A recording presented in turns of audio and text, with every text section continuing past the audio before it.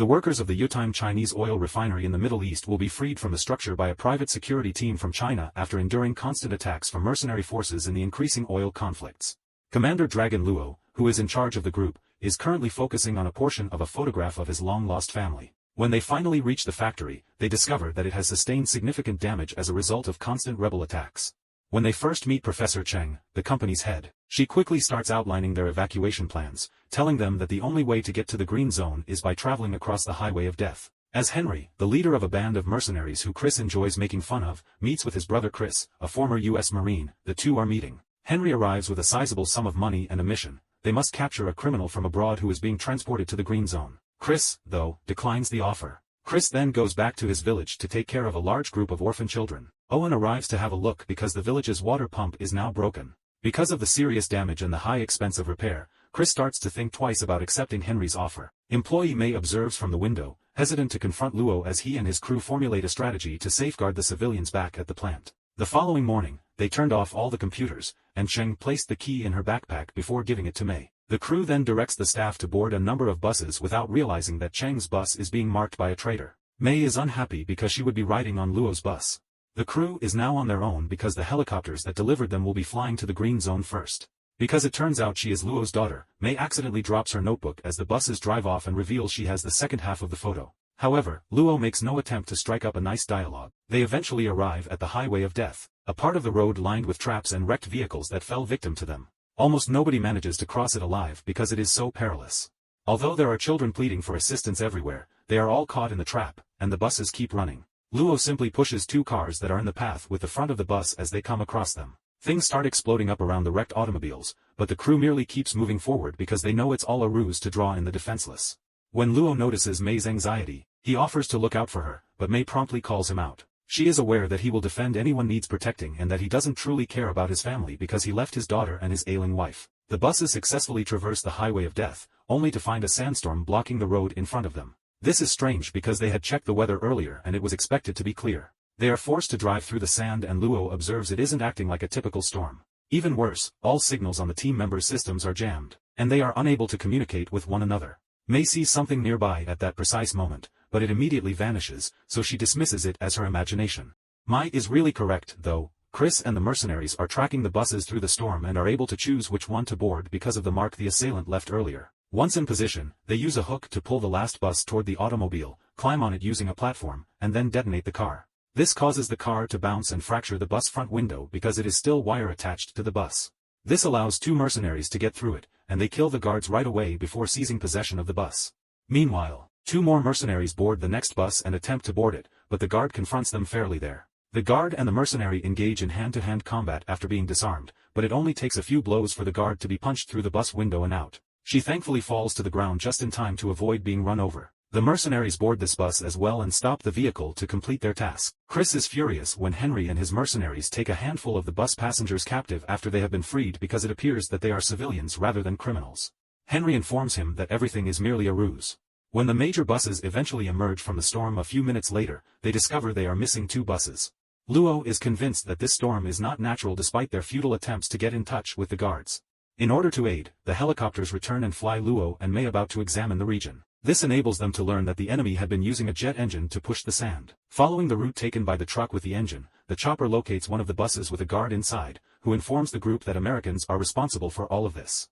The second chopper discovers the mercenary vehicles while traveling over a separate path. Both sides commence fire right away, and the guard hits a mercenary car, causing it to explode. Chris is a skilled driver who helps the other vehicles avoid all of the ensuing bullets until they come to a stop and take shelter so they may retaliate more effectively. The mercenaries fire first and hit the helicopter, causing it to crash, as the chopper tries to turn to grab them from behind. While Luo's aircraft locates the final bus and finds the majority of passengers inside, they have taken Cheng and her aides captive. The remainder of the crew is traveling to the green zone by bus. When the mercenaries return to the base, Chris shoves Henry and demands to know why he's been hauled there. At that point, it becomes clear that Owen, the leader of the organization that has been attacking the refinery, recruited the mercenaries.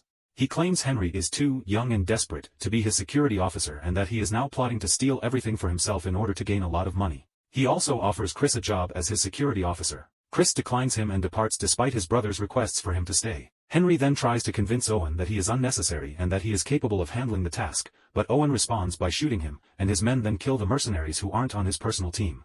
After a short while, Luo is back in the chopper and observes Chris passing past.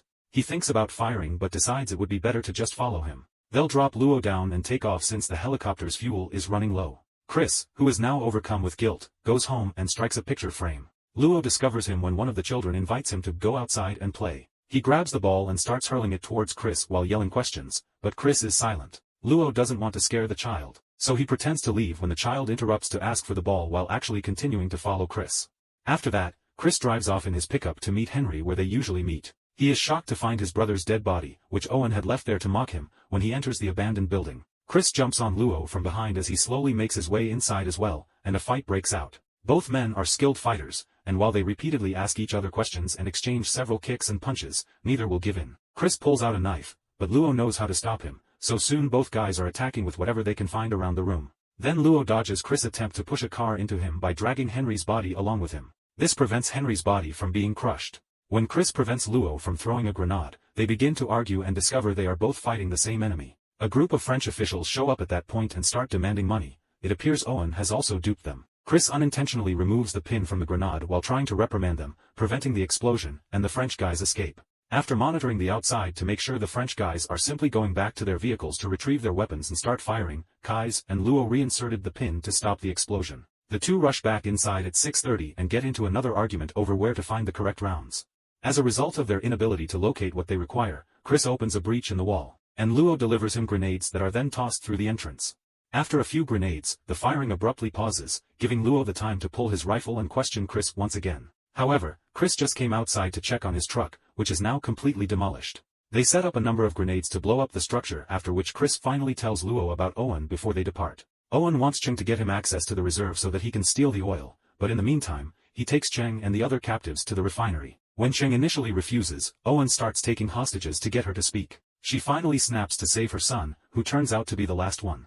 The codes and computer key, according to Cheng, were left in her luggage, which she does not own. Cheng's son orders them to locate her phone, which is also in the bag, while Owen becomes irate. Luo and Chris return to the village to see how the kids are doing. Mei picks up the call when she hears Cheng's phone ring in the bag, but the caller hangs up right away. Luo makes a call to his team to make sure everyone arrived at the green zone safely. He then sees Chris singing and playing a song for the kids, so he decides to join them by imitating the song's animals. After that, as the two go outside to eat, Chris says he spotted Mei's notebook lying about. He grabbed it to add his number to it because he wanted to hit on her, but when Luo revealed that she was her father's daughter, all of his lewd remarks vanished instantly. Chris describes how his father died fighting for his nation, but Luo tells him that fighting for one's country also entails fighting for one's family, as Chris' father had been doing for his boys. Mei overhears this, and now that she does, she can better understand her dad. They hear suspicious footsteps suddenly enter the village. While Luo and Chris skulk about to learn Owen's men are after them, Mei takes the kids off. Chris enters a building and knocks out a person by crushing him against a wall while Luo jumps on the roof and knocks out a sniper. A second gunman instantly closes in on him, but Chris joins him and leaps on the assailant, bringing down the roof and sending the two falling. They scurry out of the building and hide till the next guy arrives. When Luo signals that he is getting close, Chris leaps on him to take him out before he can fire. Fortunately, Luo runs to Chris and orders him to shoot the next man because Chris misunderstands the other signal he gives and they almost get caught. Chris then retakes the roofs, and Luo enters via the back and starts fighting every man he sees, easily taking them out one by one. Chris also takes out a couple bad people, but by doing so he discloses where he is, and the enemy fires a rocket at his balcony, knocking him to the ground. Fortunately, Chris rolls away just in time to avoid being struck by the tower. Chris then goes in search of Mei and grabs Cheng's phone, bringing it to Owen's men later. The villagers arrive to assist in defending their residence, but the foe counters by disabling a grenade. In order to prevent any further violence, Chris grants their request for the bag despite Mei's protests. Owen's soldiers effectively leave as a result of this. Mei outlines the enemy's motives for wanting the bag in the morning. Chris initially doesn't care if some moron steals a little oil, but Mei reminds him that this would truly be the largest oil heist in history and how it would impact the entire nation. Chris provides his truck with the engine to go there because he now wants to help. Mei is told by Luo not to go because it's too risky, and she issues a warning that they shouldn't use firearms inside the refinery to prevent an explosion. Mei discovers there is still one automobile available for her after they have left. When the bag reaches the refinery, Owen hands it to Cheng, who right away turns on the computers to save her son. Oil begins to flow through the pipes and is eventually delivered to some enormous ships that are waiting for a deal at the coast. When the two do arrive, the guards start firing and even launch a rocket, but Chris is skilled at dodging everything.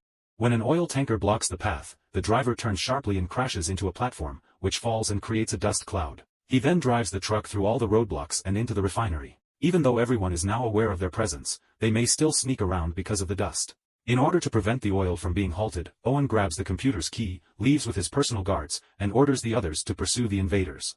Returning to the group, Luo scales a tower, but before Chris can follow, they are both encircled by security personnel, sparking yet another altercation. Fortunately, the two are highly adept at protecting themselves from numerous adversaries. Chris grabs a large pipe to hit numerous men simultaneously, while Luo stands on a pipe so that fewer men can pursue him simultaneously. Chris uses the same pipe to lift Luo back up as he nearly falls while dodging an attack, hitting a few men before moving Luo to a different platform. As more troops arrive to join the battle, Owen takes the opportunity to bid them farewell. After a few more punches, Chris and Luo manage to enter the main building after splitting up to continue punching men out without the use of guns. A guard is waiting for them, so Chris attacks him with a hose and Luo tosses a dagger to divert him. Luo takes advantage of the opportunity to force Cheng and his kid to flee, at which point they start battling the guard and trade blows before hiding behind the computers. Luo had to turn over and nearly gets shot as a result of their earlier attempt to exchange weapons in the wrong manner. Both Chris and the guard immediately start firing, but after a few shots, Chris runs out of ammunition. Fortunately, Chris comes up with a plan and starts talking non-stop to divert attention. This gives Luo the opportunity to sneak up on the man and leap on him by surprise before pushing him out the nearest window. Chris pursues Owen while Luo takes care of the security guard, but he is unable to outrun an automobile due to his slow running speed. May then shows up in Chris' other truck, and the two of them pursue Owen together. Chris reveals that the American method is to put guns everywhere, and there are weapons under the seat. Cheng observes from a distance as Luo and the guard engage in hand-to-hand combat back in the refinery. The guard tries to flee by climbing the machinery when Luo turns to order her to leave, so Luo stops him by making him slip and obstructing his vision with a fire-blocking foam pistol. Unfortunately, the rifle malfunctions, and Luo also stumbles. Now that foam is pouring down everywhere, Luo grabs some wires to fasten to his belt so he won't drown. Once more, the guard jumps on him, but Luo quickly pushes him away, and soon the two men are scaling the building while still engaged in combat. Due to the cables, Luo obtains the upper hand when they fall into the foam and pushes the other person up against the equipment, ultimately knocking him unconscious.